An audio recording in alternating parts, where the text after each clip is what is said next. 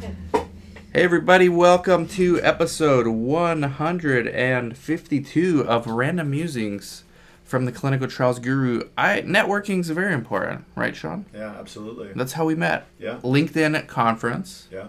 Masters of LinkedIn Summit. Masters of LinkedIn. Monica, your boyfriend, came, right? Yeah. He came with me, and he got to network with a lot of people. LinkedIn's like this huge, the way they've shifted that platform, it used to be like the boring social network. Yeah. And it's become like a pretty dynamic place, like now with Videos. And, it's not Facebook because it's not personal really, but it's getting less boring.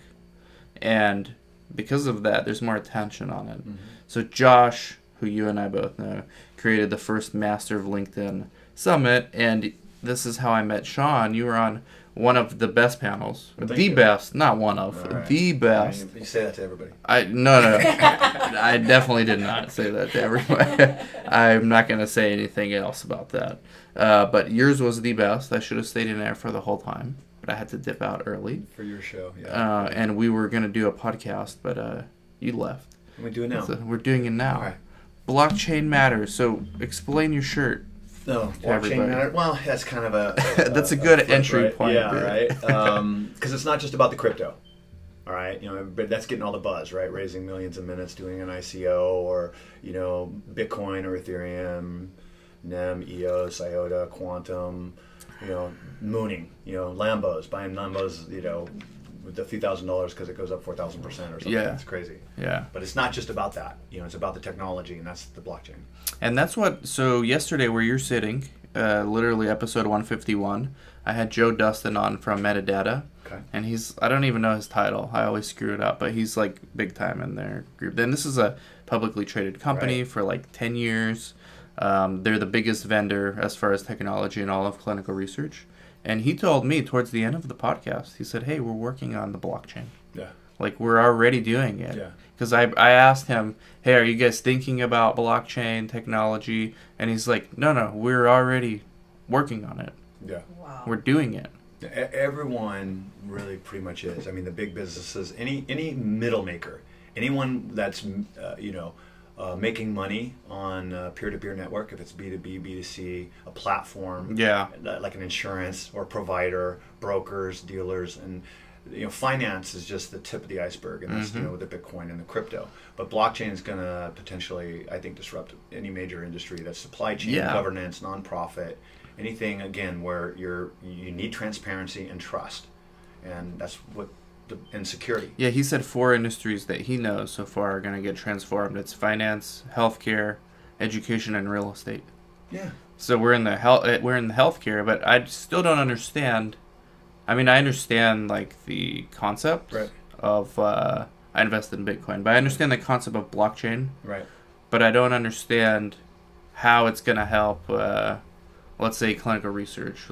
So what we do, we get our patients in studies that are sponsored by drug companies. And we need their medical records usually. Right. So what we do is we request authorization. Monica does this every day. She requests authorization to different doctors to get those patients' records, the patients that are in our studies. Right. Okay, that seems old-fashioned, but that's the way we do it. Right. How does blockchain change this? I haven't seen anybody that's doing it in what I would consider right yet. Yeah, no one is. And that, just like if you're looking at a business or a startup and you're trying to pull numbers out of something, projections or just forecast, I like to go bottom down and top up. And it kind of just gives you, a better perspective. Everyone right now is focusing on the medical records, right? And who owns the data? Obviously, that's a hot topic right now. And who owns the data? The data breaches, and then so our data's out there if we like it or not already. Yeah, it's going to be more secure. Yeah, like the metadata guy was telling me about Apple Health app. You can now opt in to your records through Apple Health app through all these big providers like Hoag is on there, Kaiser. So if you have like this Apple phone, and I haven't set mine up, but through the health app, you actually can have all your records in there. Yeah. Right? And now Apple has that. Yeah. And what they theoretically can do is alert patients of clinical trials. Yes. Wow. And they're going to be the Yeah. major player in this space, even though most people Apple? don't. I think so, absolutely. Yeah. Just because they already have a distribution model set up. You know, they already have millions and millions of users. And they get simplicity.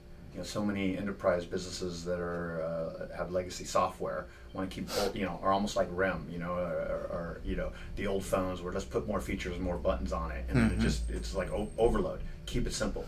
Make it easy for the users to understand and get in and share their data. One of the benefits I think with the blockchain is its immutability, right? So from what I understand, you could correct me if I'm wrong, but when I was reading up on this and doing some research within clinical research and clinical trials, clinical studies, is that the recruitment costs a lot, and 80% of the recruitment centers don't even recruit anybody, even though they spend a lot of money learning Absolutely processes, knowing what they have to look for, and then they have call centers calling people, setting up appointments. They come in and they're like, "Oh yeah, I can make $1,000 or whatever." And it's just like, yeah. So everyone mostly will say yes, and then they come in and they find out they weren't totally true when they either draw some blood or they get a medical. They health didn't record qualify. They don't qualify. So You're absolutely right. For an outsider that doesn't know much about clinical research, that's that's the industry's biggest problem. But I think it's because the money is allocated in a wrong way. Because they're just trying to milk the cow. They're not really putting the money where it has to be, Like I was telling you. Who's they? The company, the pharmaceutical companies, they are the cow. And the marketing. They're footing the whole bill. The marketing companies that claim doing marketing for research, they are milking that cow. And the pharmaceutical companies are, I don't know if it's out of convenience or just because they don't really have. It's the status quo. Exactly. That's exactly people don't want to disrupt themselves, and they don't want to invest. They don't want to invest in something that's unproven, like blockchain, even though the potentials are enormous. And that's the cool thing when I like start sharing about the blockchain and when I see somebody get it. So that's why I say I'm sort of a technical generalist, but I'm a blockchain evangelist. And like we were talking about earlier, a lot of this is about education. It's about awareness, especially with the fake news and all the hype that's misleading everybody in the headlines of social media and whatnot. But when I see somebody get it, what the blockchain does, and it timestamps all the transactions and all the information. It's distributed, it's decentralized, so it's secure, and it's timestamped so you can't go back and fudge. For example, sometimes I've also read, you can correct me if I'm wrong, but I believe where there's a buy-in, or they need to make money, so they'll say, "Oh yeah, it was a RN that took the blood," or and maybe it wasn't. Because then they find out, that was a missed line item, a bullet point on their processes that when they're recruiting and they're onboarding that they didn't quite meet. So now if it's on the blockchain, they can't change that stuff. So it's going to be valid. It's going to be as per directed. Now imagine also, so you do it on the blockchain, and now people are going to stop trying to tweak their medical records to fit the opportunity for them to make some money, because they can't. So don't game it. Just be honest. It's going to be transparent. And then now imagine if you're one of these big companies and you want to come in and you need, maybe 100,000 or 10,000 or whatever, to do this pre-screened, right? Yeah, not even pre-screened, because they're pre-screened. Because their medical information will be on the blockchain. So now somebody can just click a little box and go, I'd like to monetize my medical records. Oh, the patient can say. Yeah, so because we should own our own data. I see. So we should control our own data. That's where it gets interesting. Yeah, it gets real interesting. If I go, you know what, hey, that'll offset my insurance cost. Maybe even to the point where I'm making more money. So why would they want to share their records? Just for what? To help, one, to make money, two. Because then it's going to help the research so much further along if they're getting accurate data and they can just click a button on our, let's say, our website or whatever, and we have millions of people on there, and we already know their predisposition. We already know the medications they're taking. We already know all this stuff that can pre-qualify them, so those that want the data can just click a button. And they can revoke it anytime, right? Yeah, and that's the thing. For the users on their side, they control it if they want to be part of that or not. And it can be depersonalized. And to me, that's where the opportunity really, because a lot of people I don't want them knowing my information. Well, if they don't know it's you, who cares? your name, your social, your financial. It's de-identified already. Yeah, just like in a study. Yeah, exactly. Just exactly like a study. So you can do studies at scale, basically, like observational studies. You know, like the one study we were doing with Alzheimer's, where they're relying on the clinics. They don't need us anymore if they do it this way. And that company is working on something like that. But see, that's where the clinics onboard people this way. Then, because in my mind, who provides the data should get part of the revenue. Yeah, of course. Right? So that would be the patients in this case? In this case... It depends on where they were onboarded from. Okay. Oh. You know? Okay. So you've thought this through. Yeah. A little bit. You've thought this through. But eventually that's where it's going to be. So yeah. The users, we will be able to control our own data and say, yeah, okay, I want to let this doctor know. But just my x-rays, or just this, or just that. Because then when you're done seeing that doctor, he no longer should have rights to your information. And if anyone's out there's listening that thinks this is crazy, just remember, like, 10 years ago, if you told somebody you're going to get in a stranger's car to get a ride, like, you would have said, you're crazy. This is never going to happen. Yeah. Right? Or you're gonna go sleep in a stranger's bed. House. Yeah. Right? Yeah. So... Just internet. You're going to be connected. That was the internet, and now this is the next internet. Yeah, I mean, right? Is this the next internet? I like to say it's the internet the way it should be. Some people are saying it's internet 3.0. I think it's also going to be a facility to cause a redistribution of wealth in a more equitable manner. In other words, you provide value, you provide data, you provide something, you're able to be you're monetized for that. Just like an Uber driver monetized their car. Exactly. Right? But now, and like I think it was Vitalik Buterin who said, look, you know, like Uber disrupted taxis, the blockchain is going to disrupt Uber. Right. Yeah, because here's the thing: this technology is executed and implemented with self-executing documents. So you no longer need a man in the middle, a big business in the middle like Uber. Through Ethereum, right? Because they have contracts, smart contracts. That's what they'll call the smart contracts, and so people can get on board with the team when they see this is a smart team. This is a good tech, it's a great use case, and I'll look at the white paper, I'll look at the technical documents, I'll look at the code, and you can determine. Now maybe everybody can't, but then you can go on some blogs and you can talk to some experts that can decipher these algorithms, you can decipher, you know, the white paper and code and go, yeah, that's pretty transparent. And that's where the blockchain excels. Transparency and trust and time stamping every transaction that happens so people can't go back and fudge, you know, the quote-unquote facts. So it's like informational technology. Yeah. Centralized informational technologies.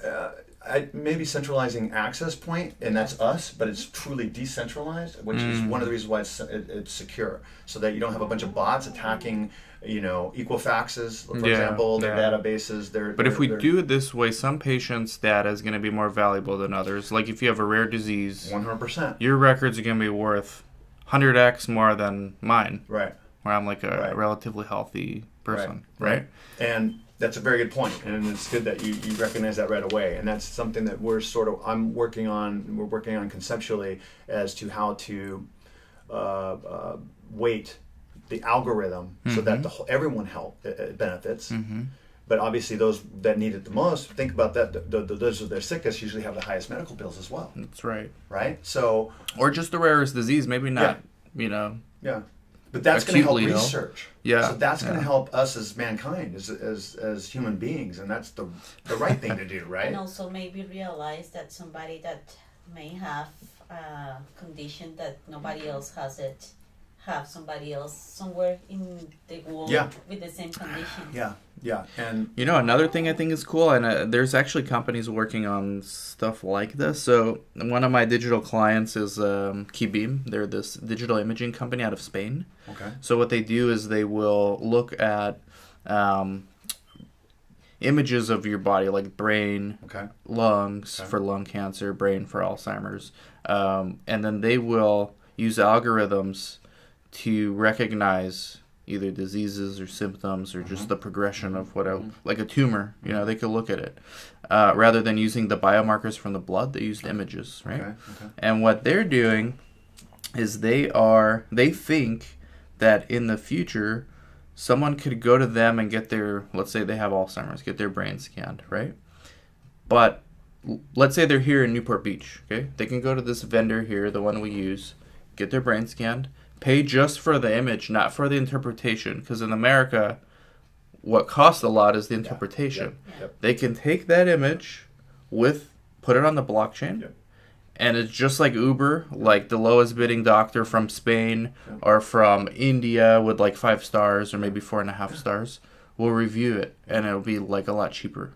Oh yeah! Wow! And that's what needs to happen, right? I mean, you think of that's what they're banking on. 100%, and I mean that's good for everyone except for those that are making a lot of money on a dysfunctional service. Yeah. Right. Like the cab drivers here before Uber, right? Yeah, but and that's or ATM or tellers in the banks with the ATMs. They were afraid, and they created this union as this big old thing, and it's just like, you know, it's almost like rent control. It's a thing that and then it causes problems that they didn't even foresee because they're trying to solve a problem the wrong way. But it's the best that they think. There's still tellers. And there's an ATM. You have the choice. There's still taxis and there's Uber. There's a choice. There's a choice. So we should have a choice as a patient, right? Yeah. On if we want to monetize our data or not. Who gets to look at it? Yeah, and that's not even monetizing the data. Yeah. When you talk about that, so that same patient who just found a cheaper way to get, and they can get multiple opinions cheap. Yeah. And right? But they're paying, but they can now share their results to get that money back. With sponsors studying that disease. It could be free, right? If you're allowing your brain scan into this pool, that's going to help the whole community and allow all these different universities now that are doing. They're researchers. You know, they're doing this for their thesis or their PhD. You know, and they need this data. And they can revoke access anytime the patient. Make the market even more competitive, so that means that doctors will provide much better service. Everyone. Yeah. Wow. Well, one of the things the guy from Metadata was saying yesterday is everyone's job is changing. Everybody. Yeah. Like, sites, patients, doctors, pharma companies. Everyone's job is changing because of technology, and blockchain's like one of the biggest ones coming out. Yeah, especially when you tie in, just before I really got into blockchain a few years ago, I was in deep learning. A few years ago? AI, yeah. I'm not one of those guys that was in 2008 or 2012 or something like that, but that's still a long time. Yeah, and this is one of the things I love about it is when people get it, it's like their mind's blown. They go, and they're bringing a lot of experience and use cases where they can see now where this will apply. And so as more people just learn, and I tell people, you don't have to be a technologist to be into blockchain, because they're going to need marketing, PR, project managers. They're going to need, educators. They're going to need, it's going to just like the internet. Yeah. We had no idea how many jobs were going to come out of SEO. What's that? I mean, before the internet. Digital marketing. Yeah, exactly. I mean, social media marketing. YouTube. Content creators, YouTube channel. Yeah. So. Which, by the way, is a $100 billion company. And yet people critiqued it so much in the first years because they were spending so much money and it made nothing, right? Because they didn't monetize it. It's just the epitome of the freemium model. So yeah, I'm excited about this space. It's something that definitely needs to be changed. But I think if we go top down and bottom up, we solve the problem for the consumers, and they can go, hey, I'm on board with this ethos of this. I control my data. I get to control who gets to see it. And if I want it to go into research, then I'll allow it to. And maybe I can monetize it. What that's worth, we don't know yet. But I like that idea. I like that model. It's safer. It's more secure. It's definitely good. It could, HIPAA compliant. And it fits into what the industry really cares about. The clinical research industry called patient-centricity. Yeah. Where they want to put the patient first, right? Yeah. You've heard this term. Yeah. So this plays right into it. Yeah. Like, you can't get more patient-centric than you upload your data. We're going to try to provide value for you. And we is everybody who's participating, right? Yeah. Studies, yeah. doctors, alternative treatments, worldwide. Yeah. Right? Yeah. And by the way, you don't even need to go to a clinic because we have your data. You just need to get your blood drawn and go to this imaging center and upload all your stuff here. Yeah, right? Yeah. A buddy of mine, Dr. Tom Gianoli's working on this very thing, and his. We got to interview him. Yeah, for sure. I'll call him as soon as we're done and get him in here as soon as you want him. Yeah. He's here in Orange County as well. Okay, good. But his website, it's patient-directed.io, and it's the same thing. Obviously, as the name, reveals, it's about the patient. And the patient-directed. So the patient can direct, the data, can direct where and who gets to see the records. I have one question. Okay. How do you know the data that the patient is providing is actually real or is not something that they made it up? 100%. But that's the problem regardless, right? And so here's the thing: if they don't know, they're not being coached. They don't know the predisposition of information that they're looking for. Why would they potentially screen themselves out? You know, because and maybe by the time we find out they're not qualified for this one, we can go, oh, but there's another one over here. Because you checked, you know, alcoholism history or no history or cancer or heart disease or whatever, that may disqualify you from this one, but it will qualify you for another one. So rather than trying to sway, you know, oh no, I'm not on any medication because I didn't take any pills today, you know, and so they can try to qualify, because the interviewers oftentimes, there's a pre-interview bias, right? And some people they can read that, and so they kind of, what's the right answer? It's like, yeah, well, we want to get you in the study because they want to recruit people so bad. And so they kind of, you know, lead them into this. And especially if they're new, you know, they don't know how to interview properly or onboard these, you know, qualify them properly because they just got hired. Yeah. You know, they have their guidelines, but, you know, and then so that's why it goes 3 or 4 times at the interviews. They actually come in and they're taking, you know, everyone's time, and then they actually have to do, you know, blood draw or something like that. Then they find out they're actually disqualified. Wasted everybody's time, wasted everybody's money. So if the people know on board, look, first of all, just be honest, you know. Because it benefits we'll them, pre-qualify right? you. The idea is that it could benefit them to get access to more affordable health care. Yeah. Using their real records, or they'll get compensated for it. And you can also, you know, let's say they go somewhere to get a diagnosis. Well, whoever gave them that diagnosis can upload it to this portal. And then the patient has access to it, but the patient can't modify the data. Yeah. They can just revoke access. Well, and that's, but you can change it or add to it, but you can't change it retroactively. Yeah. You know, like a true ledger, like an accountant book, you can strike through. You're not supposed to blot or white out, so you don't know what's underneath that, but you can strike through so you can see what it was. So if a diagnosis changes, for example, then we can say, oh, they were diagnosed here then, found out that wasn't accurate, that was, you know, based on some, you know, fallacy, some misinformation, or not a complete, you know, analysis, and so then it changes, but then it's all time-stamped. That's what's beautiful about the blockchain, is it timestamps things, so you can't go backwards and tweak it. So I think people would, again, and if you're helping them, and then let's say we tie into insurance. Like I think there's a couple companies where you plug that thing in your car, right? And if you drive safe, you get a reduction in your, I don't know if it's just a marketing thing, or you know, if it's a marketing thing, or if it really, you know, makes sense. I know a few people doing that. But I think theoretically it makes sense, right? So like, you know, I mean, now this could go down the rabbit hole and the path of being really scary. But again, if we allow the users to have the content, because it could be to the point where you go into a fast food place, your premium goes up. You go into a Whole Foods, you go into a healthier place, and you know what? It's gonna, you know, lower your out of pocket, or lower your premium, or something like that, because our behavior, and ultimately it could incentivize better behavior. Exactly, and that's that's really the central part. If we can modify, and I would sign up for something like that, because there's sometimes when I'm like, oh, healthy or not healthy, and sugar tastes good, you know, it's like, you know, the endorphins in our brain, fat and sugar, it goes right there. Well, you know what, but this, the longer term benefit, yeah, but my health, oh, but my pocketbook too?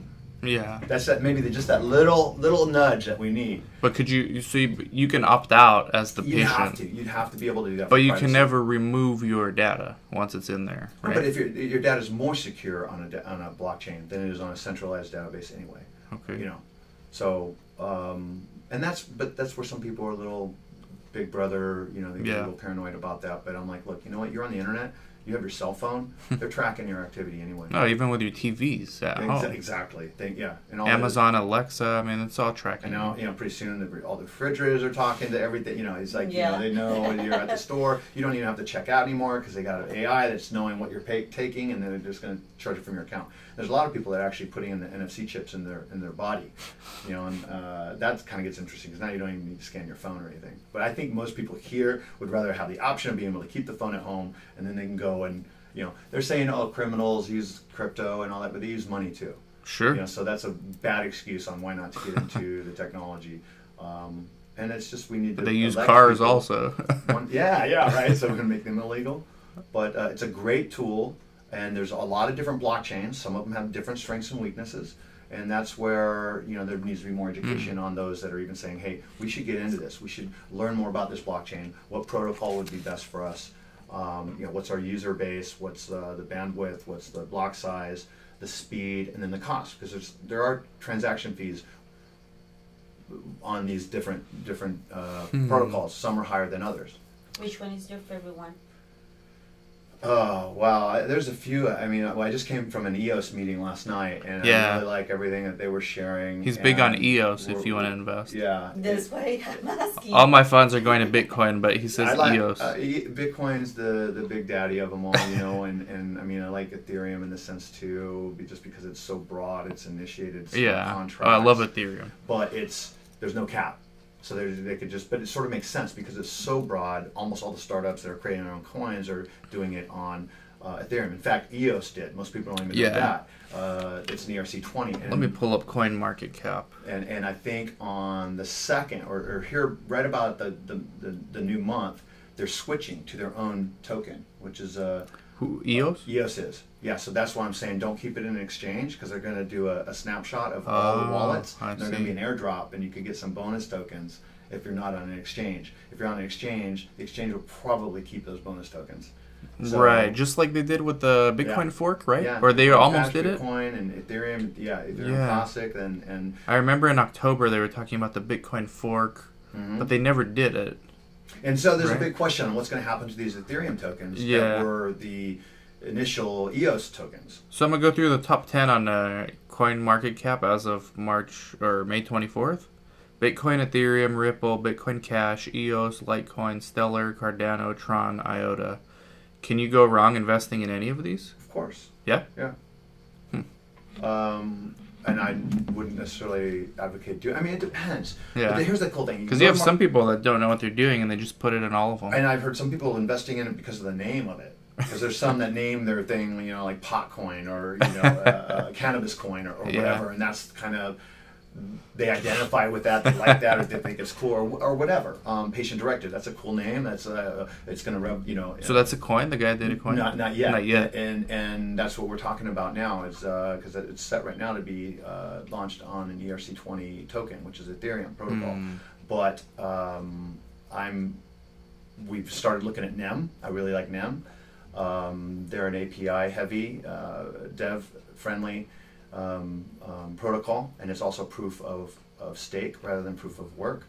But EOS is which we didn't even get into. What's that? We didn't even get into No, we didn't get into it all, but it's just basically how they mine and how they reward the system. Proof of work is Bitcoin, right? Proof of work is when you talk about the miners. And the miners are out there proving with using electricity, consuming energy, and it was a way that initially ensured that the blockchain would stay up.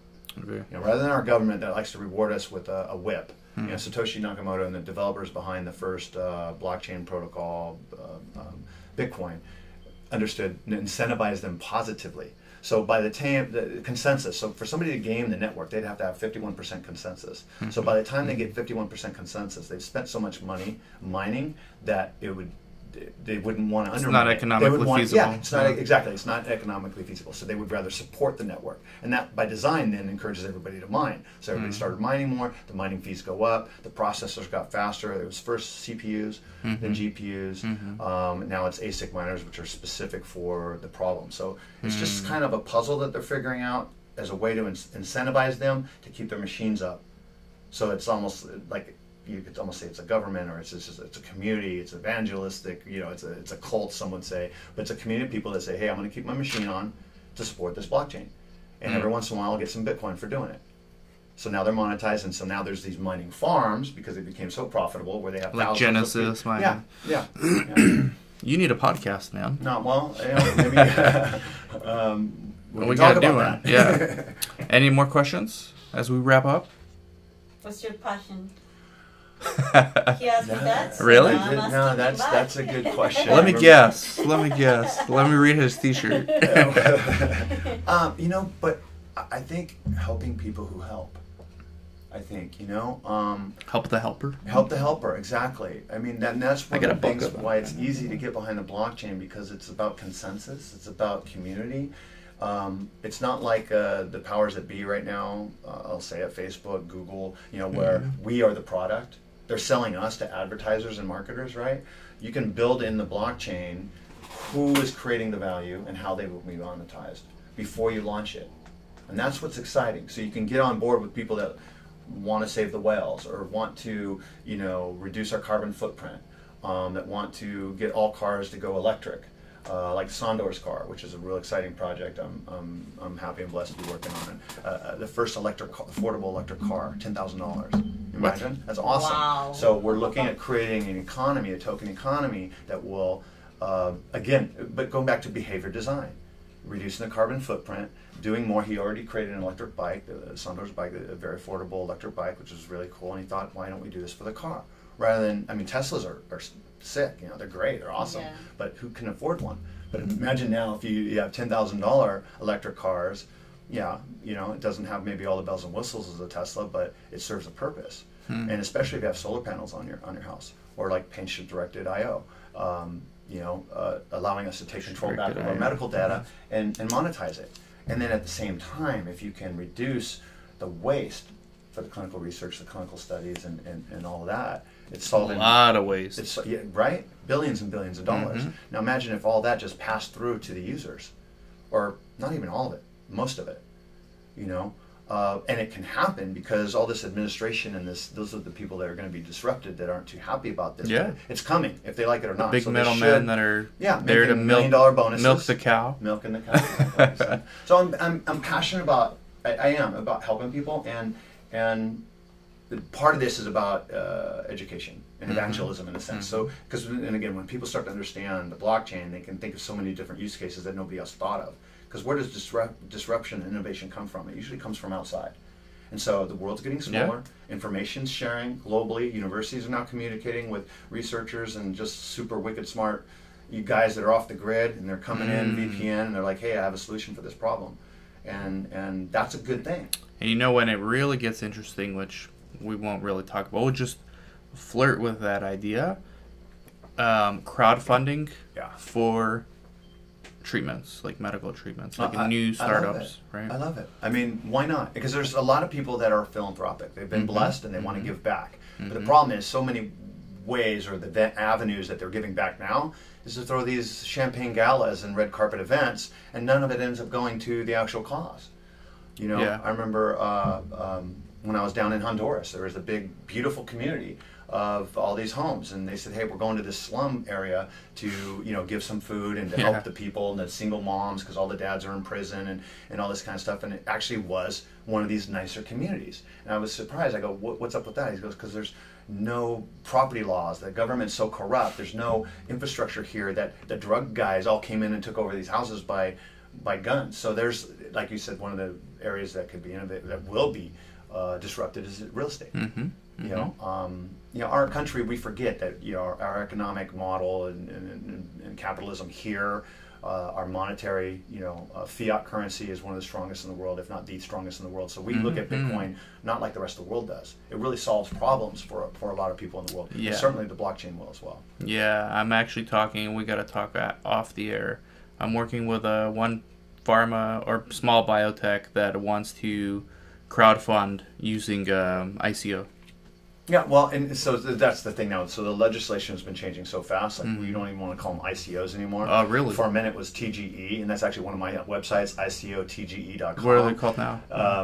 So a TGE would be a token generation event. An ICO, for your listeners that may not know, is a initial coin offering. Right. It's a way to crowdfund and then give a token that you hope will be worth something in the future.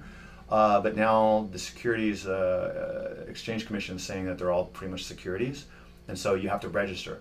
And so a lot of people are afraid. They're in limbo right now, and I don't think we should base. So it's basically no different than using money, like dollars. Right, right, exactly. And that was one of the parts of the Howey test, and not to go down that whole rabbit hole on, but one of the ways that they proved if it was a utility token or a security token. If it was a utility token, then they don't have to register with the SEC. If it's a security token, they do. So of course everybody's saying we don't want to have to, we might as well do an IPO. We want to do an ICO, it's a poor man's IPO, so they can raise millions in minutes without giving up equity or taking on debt. So 2017, that's what a lot of people did. This stuff changes fast. And a lot of scammers, and stuff's changing fast. The SEC and the CFTC, because is it a commodity? Is it a future?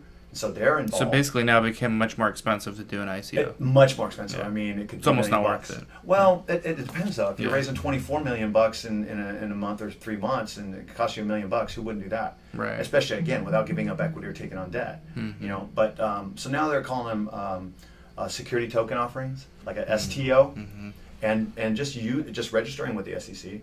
And playing by the rules that they've given already with the Jobs Act and crowdfunding. So you do a Reg D or a Reg A plus and do a private placement. You can use a SAFT. I mean, there's different ways to do it. So I always like to, when I'm talking to clients or potential clients, is get a SWOT analysis from them. Their strengths, weaknesses, opportunities, and threats. And then I can bring in the people from blockchain, from technology, from the legal, from the different verticals that we would need to execute doing this the right way. And if they're not aligned, like I've had these people that say, oh, well, I'm like, your technology is not even using the blockchain. So why do you need me? Well, because we want to do an ICO. Why do you want to do an ICO? To raise money. Wrong answer. I don't want to, there's too many other good projects that are out there that want to create value for the community. And so, and that's what I look. And if I can create long-term value, then I can come on board as an advisor or consultant. And where do people contact you?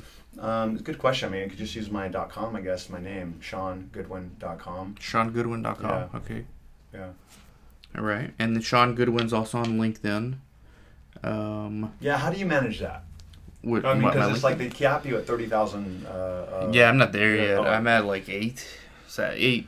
So I got a ways to go, but yeah, then I need to be more selective. Do a couple crypto podcasts and more like that, and then all of a sudden it'll jump up. Yeah, so you got to be more careful about who. I know Josh, who's at like 40, so you can have more than 30,000 followers. Yeah, I think they have to follow you. They have to follow you. They can't connect. Yeah, are you at? You're at 30,000. Yeah. Wow. So I have to figure out a message to tell people that they could follow you. Yeah, I have a few I think that are now.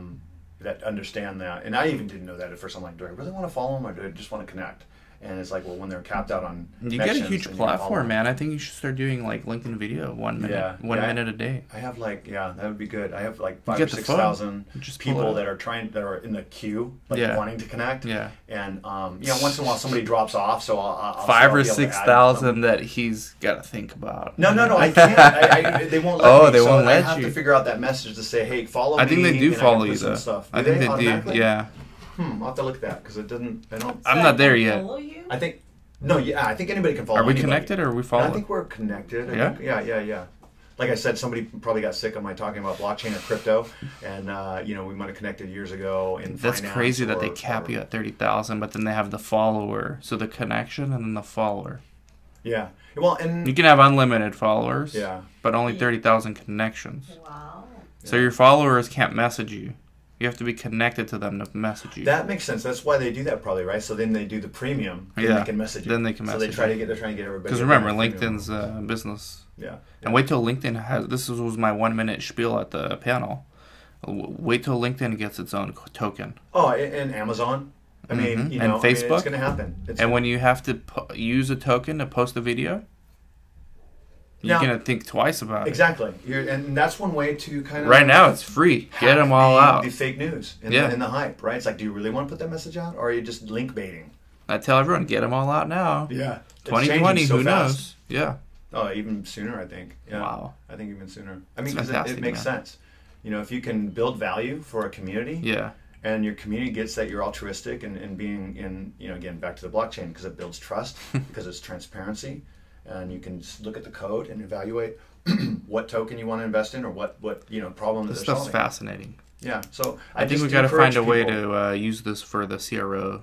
Yeah, we'll talk as soon as offline, and we'll figure it out, because now that I know more about what you're doing, and I totally believe in that as well. Definitely something similar to patient-directed.io type of thing. Yeah, and that's the part another cool part about this is it's no longer a zero-sum game. It's changing that old mentality of it's my pie, you bring your own pie to the party. It's like, hey, if we're all in on this, we are all making it a bigger pie. Everybody benefits. Creating more pies. Yeah, creating more pies. Exactly. It's not a zero-sum game anymore. It's like we're adding value to this to take down these big institutions. But there will be big money to make if you're early in this. Yeah. But, not to be afraid either. Like, Google wasn't of Yahoo. It's the first mouse that gets whacked by the mousetrap, right? The second mouse oftentimes is the one that gets the cheese. Hopefully not Bitcoin. Not that first mouse. Yeah, I don't know. I think Bitcoin's Amazon. Yeah. Yeah. I think Ethereum's like Apple or for Google. Well, and they're Google. Yeah, I mean, Litecoin. No. I don't know. I don't know much about it. It's probably like MySpace. Yeah, no comment there. I mean, but you look at when they have a clear, like IOTA is for the Internet of Things and micro transactions, and you think about you have a self-directed, self-driving car. Yeah, and that's it can crazy. Plug itself in, or like smart water that will reorder when it's empty. Yeah, exactly. All these things that will happen automatically, and talking about when AI gets on the blockchain and we truly get to the point of singularity, it will be really interesting. Imagine adding that layer on the blockchain. It's happening. It's happening. There are people that are doing it. I think my head will explode if we continue. Any more questions? No? Nothing? We're good? Yeah. Thank you, Sean. So, SeanGoodwin.com. And thank you, everyone, for watching and listening to episode 152. Talk to y'all later. Bye-bye.